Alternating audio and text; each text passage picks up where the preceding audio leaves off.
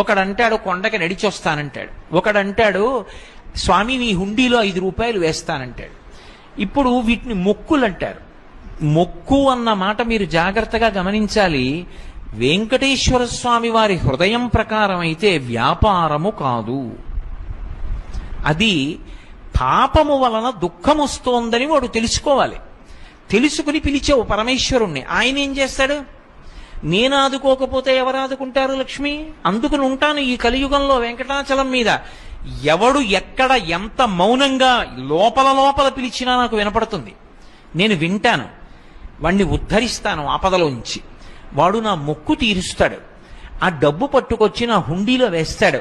నేనేం చేస్తానో తెలుసా?